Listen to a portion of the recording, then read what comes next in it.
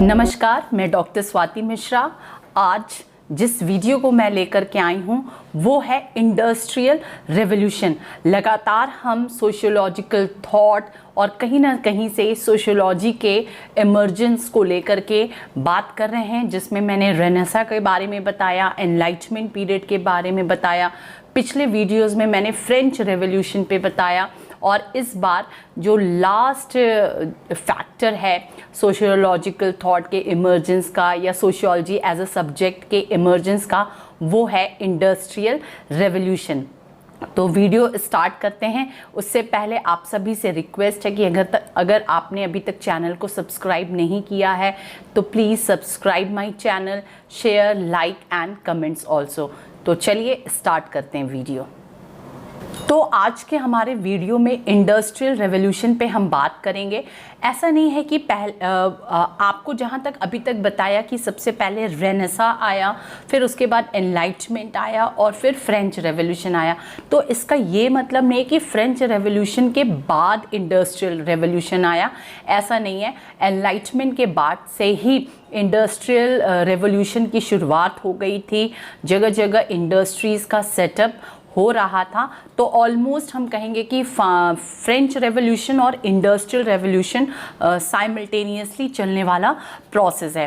तो 18वीं शताब्दी के उत्तरार्ध तथा 19वीं शताब्दी के पूर्वार्ध में, देखिए ये चीज़ आप याद रखिएगा कि during the second half of the 18th century का second half and the first half of the 19th century, there was a big change in the technical, socio-economic and cultural situations of some western countries. It is known as industrial revolution. इसी को हम industrial revolution कहते हैं कि 18th century के half में और 19th century के स्टार्टिंग में वेस्टर्न यूरोप के बहुत सारे देशों में बहुत ज़्यादा चेंजेस देखने को मिला, उनके इकोनॉमिक स्टेटस में, उनके सोशियो स्टेटस में, उनके पॉलिटिकल स्ट्रक्चर में। तो बहुत सारे चेंजेस को देखने को मिला और इसी को हम इंडस्ट्रियल रेवोल्यूशन कहते हैं, ठीक है। और ये सिलसिला ब्रिटेन से आरंभ होकर पूरे विश्व में फैला। तो याद रखिएगा कि इंडस्ट्रियल रेवोल्यूशन, इंडस्ट्रियल जो औद्योगिकीकरण की जो क्रांति थी, औद्योगिक क्रांति हम जिसको कहते हैं, उसकी शुरुआत ब्रिटेन से हुई थी। और ब्रिटेन के बाद से जैसे जैसे कॉलोनीज़ का सेटअप होने लगा दूसरे देशों में, दूसरे महाद्वीपों में, वैसे वैसे इंडस्ट्रियलाइजेशन का प्रोसेस आगे बढ़ते गया।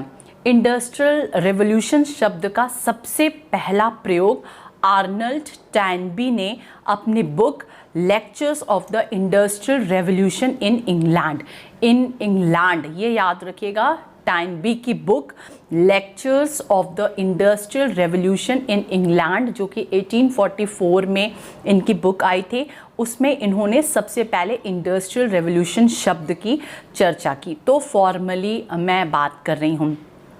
इसकी विशेषताएं क्या क्या थी?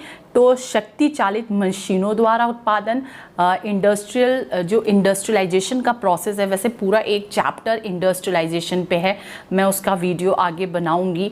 जैसे मैंने मॉडर्नाइजेशन और सेक्युलराइजेशन पे बात की है, उसी तरह इंडस्ट्रियलाइजेशन का वीडियो सेपरेटली आपके लिए बनेगा, पर फिर भी कुछ कैरेक्टरिस्टिक्स हमें जानना होगा। तो इंडस्ट्रियलाइजेशन का सबसे बड़ा कैरेक्टरिस्टिक्स होता है कि शक्ति चालित मशीनों द्वारा उत्पादन, विशेषकर वस्त्र उद्योग में हुआ था। Production by power driven machine. आप जानते हैं कि उससे पहले जो प्रोडक्शंस होते थे वो मैनुअली होते थे या छोटे छोटे स्मॉल स्केल या कॉटेज इंडस्ट्रीज़ होते थे। पर जैसे ही साइंटिफिक रेवोल्यूशन आया, वैज्ञानिक क्रांति आई, उसके बाद से इंडस्ट्रियल रेवोल्यूशन आया, बहुत जगह जगह इंडस्ट्री सेटअप होने लगे। और इंडस्ट्री सेटअप होने के बाद से क्या होता है कि जो हम प्रोडक्शन एक दिन में 2 कपड़ों का मान लीजिए करते हैं, वहाँ एक दिन में या आप ऐसे अगर मीटर में बात करें तो 10 मीटर का मान लीजिए फॉर एग्जांपल अगर हम प्रोडक्शन करते हैं, तो औद्योगिक क्रांति से क्या हुआ कि एक दिन में हम लाखों मीटर्स की प्रोडक्शन करने लगे। Specially I am talking about the cloth industries और टेक्सटाइल इंडस्ट्रीज़। कारखाना प्रणाली का विकास हुआ। आप जानते हैं कि जब इंडस्ट्रियलाइजेशन होता है तो कारखाना प्रणाली, फैक्ट्री सिस्टम का इस्टेब्लिशमेंट होता है। और इसमें क्या इम्पॉर्टेंट है, इसमें है डिवीज़न ऑफ लेबर, श्रम विभाजन। जब मैनुअल सिस्टम होता है तो एक ही व्यक्ति हर काम करता है, पर जब इंडस्ट्रियलाइजेशन होता है तो देयर इज़ स्पेसिफिक डिवीज़न्स, पूरा सेपरेट डिवीज़न्स होता है कि कौन क्या काम करेगा, कौन व्यक्ति क्या काम करेगा, जो जिसमें एक्सपर्टाइज हो वो उस सेक्टर्स के काम को देखता है। तो इस तरह से डिवीज़न ऑफ लेबर, श्रम विभाजन का विकास होता है, विशेषीकरण का विकास होता है, डेवलपमेंट ऑफ फैक्ट्री सिस्टम जिसको हम कह रहे हैं कारखाना प्रणाली का विकास। नेक्स्ट जो है लोहा बनाने की तकनीकों का विकास हुआ। उस टाइम पे जो इंडस्ट्रियल रेवोल्यूशन हुआ, जो मैंने बताया कि 18th सेंचुरी के हाफ से और 19th सेंचुरी के स्टार्टिंग में जो चेंजेस आए, तो उसमें लोहा बनाने की तकनीकों का विकास हुआ, development of iron making techniques हुए, ऊर्जा के नए स्रोतों का आविष्कार हुआ, न्यू सोर्सेज ऑफ एनर्जी। इसका मतलब क्या हुआ कि जो न्यू सोर्सेस ऑफ एनर्जी हैं जिसमें कि डीजल, पेट्रोल, हम जहाँ पहले हम उस पे कोयला पे डिपेंड थे, अब क्या होने लगा, जो स्मॉल स्केल इंडस्ट्रीज़ होती है, जो कॉटन इंडस्ट्रीज़ होती है, उसमें अगर बहुत ज़्यादा हम ऊर्जा का इस्तेमाल करते हैं तो हम कोयले का इस्तेमाल करते हैं, लकड़ी का इस्तेमाल करते हैं। पर अब हम इनएनिमेट सोर्स ऑफ पावर पे, जो कि बहुत बड़ा कैरेक्टरिस्टिक्स है इंडस्ट्रियलाइजेशन प्रोसेस का, तो अब हम ऑल्टरनेटिव सोर्स ऑफ एनर्जी को आगे तलाशने लगे, जिसमें डीजल, पेट्रोल, ये सारी चीज़ें थी। राजनीतिक, सामाजिक, जो सांस्कृतिक संबंधों में परिवर्तन आए। और आप जानते हैं कि कोई भी इस तरह का अगर प्रोसेस होता है तो हम उसमें socio economic and political impact भी देखते हैं। ऐसा नहीं कि कोई प्रोसेस सोसाइटी में हो रहा है और उसका सोशल इम्पैक्ट हो ही ना हो, उसका इकोनॉमिक इम्पैक्ट हो ही ना हो, तो ऐसा कभी भी नहीं होता है। कोई भी अगर सोशल प्रोसेस हो रहा है, इवन आप मॉडर्नाइजेशन पढ़ेंगे, संस्कृताइजेशन पढ़ेंगे, सेकुलराइजेशन पढ़ेंगे, इंडस्ट्रियलाइजेशन पढ़ेंगे, इवन डिजिटलाइजेशन प्रोसेस को अब हम पढ़ते हैं। और अभी अभी हाल में हम लोगों ने मोनेटाइजेशन प्रोसेस को ही देखा है। तो सब में सबका अपना socio cultural, economic, political impact होता है। तो सारे में कुछ ऐसे रिलेशंस भी होते हैं। अब नेक्स्ट अगर हमें देखना है कि what are the causes of industrialisation, अलग अलग इंडस्ट्रियलाइजेशन के कॉजेज़ क्या हैं, तो आप इसको बहुत अच्छी तरह से समझ चुके हैं कि कोई भी प्रक्रिया अगर घटित हो रही है तो उसके पीछे का बहुत लंबा इतिहास होता है। तो सबसे पहले, इसलिए मैं सिर्फ यहाँ पर पॉइंट्स दे रही हूँ क्योंकि इसके सेपरेट वीडियोस पूरे बन चुके हैं। तो सबसे बड़ा कॉजेज़ था रेनेसा और एनलाइटमेंट पीरियड, कि इससे पहले हम 500-600 सालों का इतिहास देख चुके थे। 18वीं शताब्दी के पहले अगर हम देखें तो 11वीं और 12वीं शताब्दी से स्टार्ट हो चुका था पुनर्जागरण का दौर और प्रबोधन काल, जिसको मैंने अलग से पूरा एक्सप्लेन किया है। तो ये एक आधारशिला तैयार किया औद्योगिक क्रांति के लिए। नेक्स्ट, व्यावसायिक क्रांति और उपनिवेशवाद। ये क्या है कि पुनर्जागरण भौगोलिक खोजों को महत्व, अमेरिका एवं एशिया के अनेक देशों में उपनिवेश, भारी मात्रा में पूंजी संग्रहण, औद्योगिकीकरण में उपयोग। व्यावसायिक क्रांति और उपनिवेशवाद आपको पता है, जब मैंने बताया था कि 1453 में कस्तुस्तुनिया पे उस्मानी साम्राज्य ने जीत हासिल कर ली। तो कस्तुस्तुनिया जो ईस्ट रोम का कैपिटल हुआ करता था, जहाँ पर ईसाई साम्राज्य बहुत ज़्यादा था, तो 1453 में उस्मानी साम्राज्य ने उस पर कब्जा कर लिया और वो रास्ता ब्लॉक कर दिया। तो यूरोपियंस जो थे वो वहाँ से ही पहले मूव करके आते थे एशियन कंट्रीज़ की तरफ, पर जब वो ब्लॉक हो गया तो 1453 और 55 के आसपास से फिर वो रास्ता ब्लॉक होने की वजह से यूरोपियंस दूसरे मार्ग तलाशने लगे दूसरे देशों तक पहुंचने के लिए।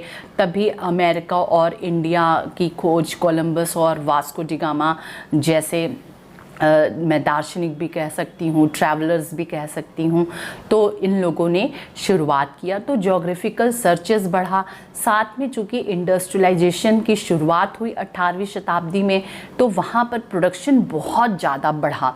ठीक है, प्रोडक्शन बहुत बढ़ा, पर मार्केट अवेलेबल नहीं हुआ कि इतने से यूरोप में इतना प्रोडक्शन का खपत हम कहाँ करें।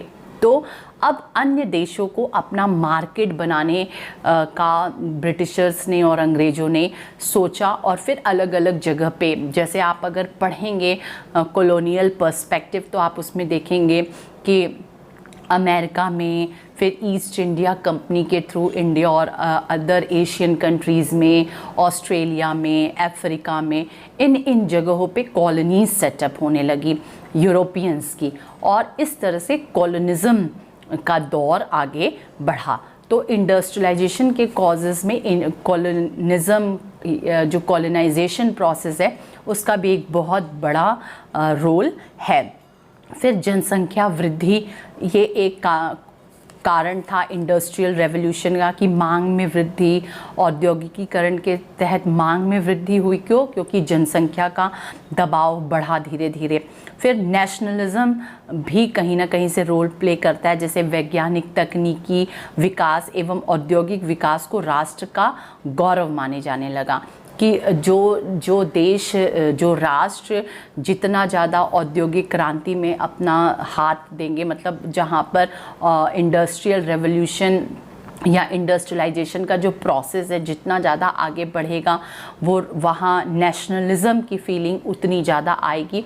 ये सब कॉजेज़ जो थे वो इंडस्ट्रियलाइजेशन को आगे बढ़ाने में ज़्यादा रोल प्ले किए। उसी तरह मैंने बताया है मध्य वर्ग और लोकतंत्र का उदय हुआ, और कारखाना प्रणाली का विकास हुआ। तो इस तरह से हम समझ सकते हैं कि इंडस्ट्रियल रेवोल्यूशन के कौन कौन से कॉजेज़ थे। अब हम इफ़ेक्ट ऑफ इंडस्ट्रियल रेवोल्यूशन पढ़ेंगे कि क्या क्या इफ़ेक्ट पड़ा। बहुत डीप में इंडस्ट्रियल रेवोल्यूशन हमें नहीं पढ़ना है, क्योंकि अलग से टॉपिक कहीं भी नहीं है। हमारे जो सोशियोलॉजी का सिलेबस है इंडस्ट्रियलाइजेशन प्रोसेस है, पर इंडस्ट्रियल रेवोल्यूशन नहीं है। पर चूँकि एमर्जेंस ऑफ सोशियोलॉजी में ये 4 process, renaissance, enlightenment, French revolution, industrial revolution ने अपना रोल बहुत ज़्यादा प्ले किया। मतलब they are the main factors for the emergence of sociology as a subject और इमर्जेंस ऑफ सोशल थॉट। तो इसलिए हमें ये जानना बहुत ज़रूरी है। जब हम इफ़ेक्ट ऑफ इंडस्ट्रियल रेवोल्यूशंस देखेंगे, तो इंडस्ट्रियल रेवोल्यूशन के इफ़ेक्ट में हमें पढ़ना है इकोनॉमिक इफ़ेक्ट को, पॉलिटिकल इफ़ेक्ट क्या पड़ा, सोशियो कल्चरल इफ़ेक्ट क्या पड़ा, एंड आइडियोलॉजिकल इफ़ेक्ट क्या पड़ा। इसका मैं सिर्फ पॉइंट्स आपको दूंगी यहाँ पर। तो इकोनॉमिक इफ़ेक्ट में क्या पड़ा इंडस्ट्रियल रेवोल्यूशन की वजह से, किस तरह से हमारी आर्थिक व्यवस्था में क्या प्रभाव पड़ा। तो सबसे पहला प्रभाव पड़ा ग्रोथ इन प्रोडक्शन, कि जहाँ इंडस्ट्री सेटअप हो गई, फैक्ट्री सिस्टम सेटअप हो गया, तो आप जानते हैं कि विकास बहुत तेज़ी से होने लगा, ग्रोथ होने लगा। किस चीज़ का? प्रोडक्शन का। ठीक है, उत्पादन का ग्रोथ बहुत तेज़ी से होने लगा। जो एक दिन में हम 1 मीटर बनाते थे, अब एक दिन में हम मतलब हजारों मीटर का प्रोडक्शन करने लगे। दूसरी तरह कुटीर उद्योगों का विनाश हुआ, declination of small scale industry, क्योंकि छोटे छोटे गांव में यूरोप के छोटे छोटे स्मॉल स्केल इंडस्ट्रीज़ होते थे, और वहाँ के जो फार्मर्स होते थे, लेबरर्स होते थे, वो उसी पे डिपेंड करते थे। मैंने फ्रांस के रेवोल्यूशन में ये बात भी बताई है कि उस टाइम पे जो गांव के लोग थे उन्होंने माइग्रेट करके वो शहरों की तरफ आए थे। तो जहाँ फैक्ट्रीज़ का इस्टेब्लिशमेंट हुआ, वहीं पर स्मॉल स्केल इंडस्ट्रीज़ का धीरे धीरे डिक्लिनेशन होते गया, ख़त्म होना शुरू कर गए। अर्बनाइजेशन हुआ। आप जानते हैं कि जहाँ इंडस्ट्रियलाइजेशन का प्रोसेस होता है, वो अपने आप अर्बनाइजेशन का प्रोसेस होने लगता है, क्योंकि एक जगह जब हम सेट करते हैं, कोई फैक्ट्री डेवलप करते हैं, तो वहाँ धीरे धीरे लोग रहना शुरू करते हैं, तो उनके लिए मार्केट की ज़रूरत पड़ती है, उनके लिए रेजिडेंशियल एरिया की ज़रूरत पड़ती है, उनके लिए educational facilities, health facilities, recreational facilities, सारी फैसिलिटीज़ की ज़रूरत पड़नी शुरू होती है, और धीरे धीरे एक जो स्पॉट होता है वो धीरे धीरे शहरीकृत होता चला जाता है।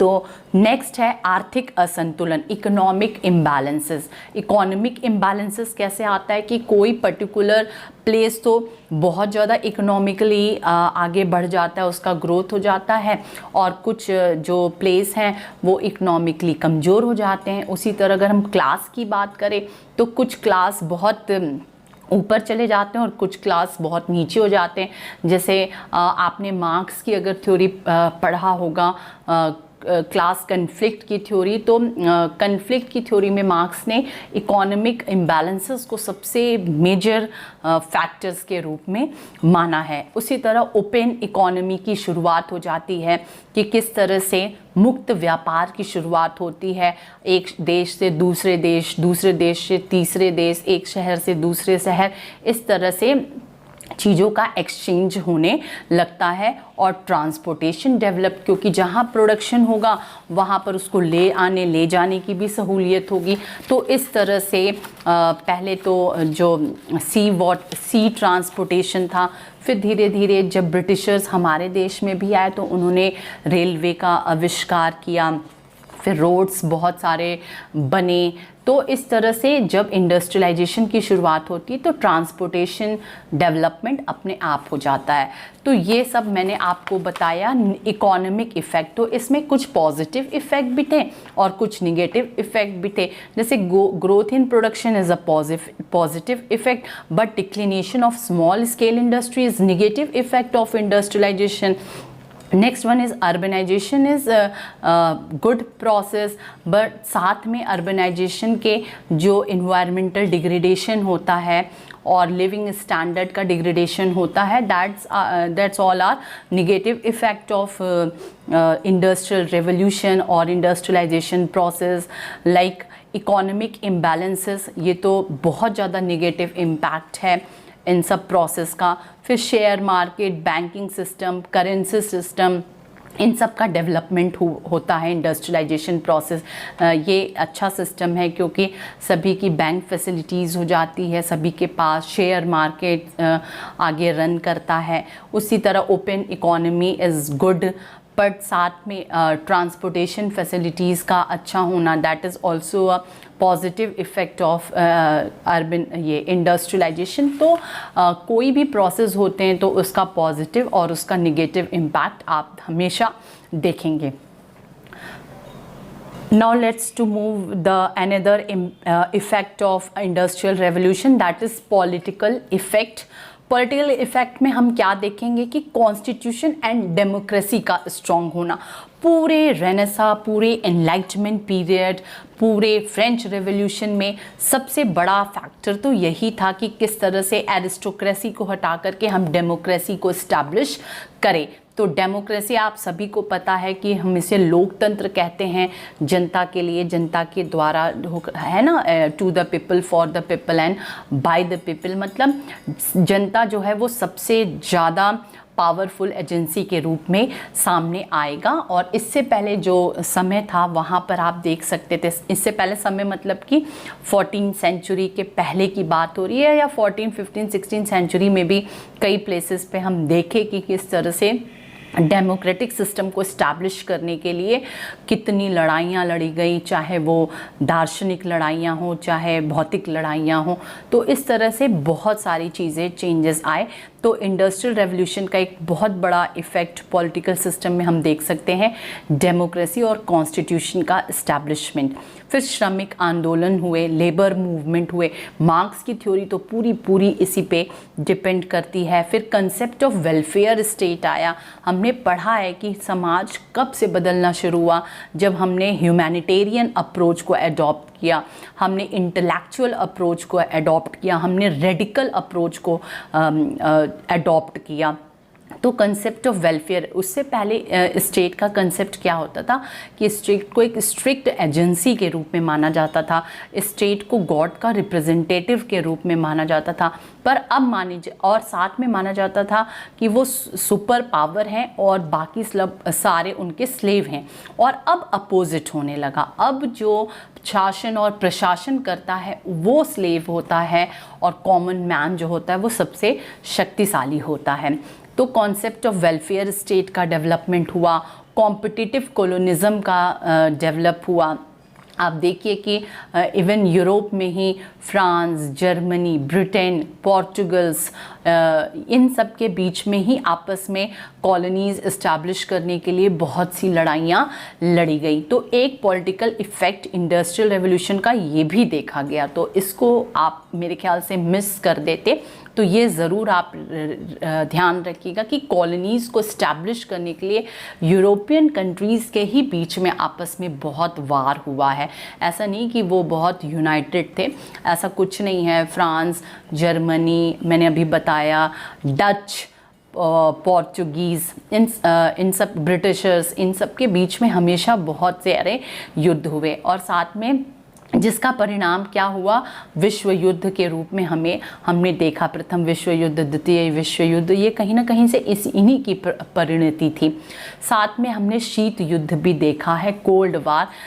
कोल्ड वार हम किसको कहते हैं, जिसमें हम आइडियोलॉजी को लेकर के आपस में लड़ते हैं, जिसमें कैपिटलिज्म वर्सेस सोशलिज्म की लड़ाई हुई, पूंजीवाद वर्सेस समाजवाद को लेकर के लड़ाई हुई, जिसको हम कहते हैं कैपिटलिज्म सोशलिज्म। ये दो के बीच में आप युद्ध हुआ। तो ये सब पॉलिटिकल इफ़ेक्ट था इंडस्ट्रियल रेवोल्यूशन का। अब हम देखते हैं कि सोशियो कल्चरल इफ़ेक्ट क्या है। सोशियो कल्चरल इफ़ेक्ट क्या है इंडस्ट्रियल रेवोल्यूशन का? तो पहला, रैपिड पॉपुलेशन ग्रोथ, बहुत तेज़ी से जनसंख्या का विकास हुआ, पर इसमें पॉजिटिव इम्पैक्ट क्या पड़ा कि मोबिलिटी ऑफ विमेन को मोबिलिटी बहुत मिली, मतलब from low strata to higher strata, जो वुमेन के जो स्टेटस में काफ़ी सुधार हमें देखने को मिले। शिक्षा के नए क्षेत्रों का विकास हुआ, जैसे मैनेजमेंट स्टडीज़ और ये सब बहुत सारे टेक्निकल स्टडीज़, इनकी शुरुआत हुई ट्रेडिशनल स्टडीज़ के अलावा। साहित्य की विषय वस्तु में परिवर्तन हुआ, जो लिटरेचर का सब्जेक्ट मैटर था वो बहुत चेंज हुआ। अब सब्जेक्ट मैटर किस तरफ मूव करने लगा, मानव मूल्य की तरफ, मानव जीवन की तरफ, मतलब मानव अब केंद्र में रहने लगा। जो मानव पहले छोर पे था, उस मानव को अब केंद्र में रख करके सारे साहित्यिक काम होना शुरू हुए। फिर इसी तरह पारिवारिक संरचना में बहुत ज़्यादा इफ़ेक्ट पड़ा, फैमिली स्ट्रक्चर पे। ये बहुत ज़्यादा डिटेल में मैं पढ़ाऊँगी। इंडस्ट्रियलाइजेशन प्रोसेस जब हम पढ़ेंगे तो उसमें पढ़ाऊँगी कि किस तरह से फैमिली स्ट्रक्चर में चेंजेस आते हैं। मैं अभी शॉर्ट में बता देती हूँ कि जॉइंट फैमिली से न्यूक्लियर फैमिली का जो बढ़ा रेशियो, वो कहीं ना कहीं से इंडस्ट्रियल रेवोल्यूशन की एक देन थी कि लोग रोजगार के कारण से लोग अपने गाँव से शहरों की तरफ शिफ्ट होने लगे, जिससे कि जॉइंट जो फैमिलीज़ थी वो टूट करके न्यूक्लियर फैमिली में चेंज होना शुरू की। उसके अलावा भी बहुत सारे इफ़ेक्ट देखने को मिलते हैं फैमिली स्ट्रक्चर में। अब नेक्स्ट हम देखेंगे वैचारिक परिणाम, आइडियोलॉजिकल इफ़ेक्ट क्या पड़ा। तो इसमें मुक्त व्यापार का कंसेप्ट आया, जो ओपन इकोनॉमी है उसका कंसेप्ट आया कि एक देश दूसरे देश से एक्सचेंज कर सकते हैं, एक का प्रोडक्ट दूसरे देश में भी आ सकता है, जिसको हम LPG मॉडल भी कहते हैं, लिबरलाइजेशन, प्राइवेटाइजेशन एंड ग्लोबलाइजेशन। तो इंडस्ट्रियल रेवोल्यूशन के वजह से भी ये प्रोसेस सामने देखने को मिले। अहस्तक्षेप की नीति हुई, जो एडम स्मिथ का ये थ्योरी है, अहस्तक्षेप की नीति। संतुलित हस्तक्षेप की नीति ने आज की नीति है, पहले अहस्तक्षेप की नीति और संतुलित हस्तक्षेप की नीति, जो कि किन्स की थ्योरी है, इनको हम अडॉप्ट करना शुरू किए। पूंजीवाद एवं समाजवाद की अवधारणा, इसमें आप वर्ग संघर्ष, जो मार्क्स की पूरी थ्योरी को आप पढ़ेंगे। फिर नारीवादी विचारधाराओं का जन्म होना शुरू हुआ। अब हम लिबर्टी की बात करने लगे। हम पहले अगर आप पूरा विमेन मूवमेंट अगर आप देखते हैं तो किस तरह से लिबरल विमेन मूवमेंट, फिर हम रेडिकल विमेन मूवमेंट, इसी तरह से हम विमेन वेलफेयर की बात करते थे। फिर इस तरह से अलग अलग चेंजेस, और अब विमेन एम्पावरमेंट की बात हो रही है। तो इस तरह से चेंजेस देखने को मिले इंडस्ट्रियलाइजेशन प्रोसेस के बाद या इंडस्ट्रियल रेवोल्यूशन के साथ। पर्यावरण संरक्षण विचारधाराओं का जन्म होना शुरू हुआ। जो बहुत शताब्दियों पहले हम अपने इन्वायरमेंट कंजर्वेशन की बात करते थे, वो सारे पॉइंट्स फिर से उठने लगे।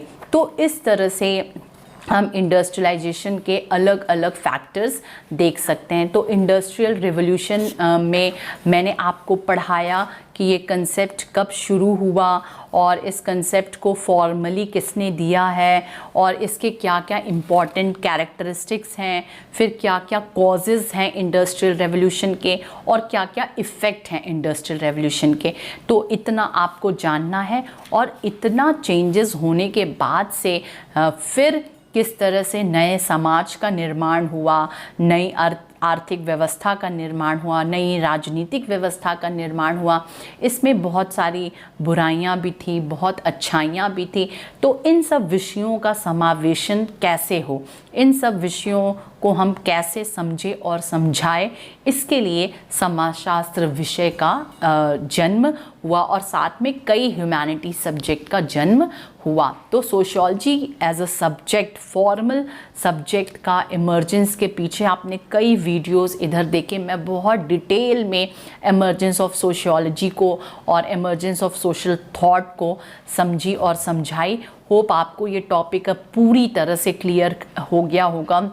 आपने किस तरह से देखा रेनेसां पीरियड को, एनलाइटमेंट पीरियड को, फ्रेंच रेवोल्यूशन को, इंडस्ट्रियल रेवोल्यूशन को। तो आपको ये वीडियो अच्छे से समझ में आया होगा। और अब हम फॉर्मल आगे बढ़ेंगे, किसी थिंकर्स को पढ़ेंगे या कुछ और पढ़ेंगे, क्योंकि अलग अलग पेपर्स हैं तो अलग अलग टॉपिक्स बनाना पड़ जाता है। तो ज़रूरी नहीं है कि एक के बाद एक क्रम हो, बस टॉपिक्स आपको मिलते चलेंगे। तो होप आपको ये वीडियो पसंद आया होगा। प्लीज़ आप सभी को अगर पसंद आए तो ज़रूर लाइक, शेयर एंड सब्सक्राइब करें। आप सभी स्वस्थ रहे, खुश रहे। बाय बाय, नमस्कार।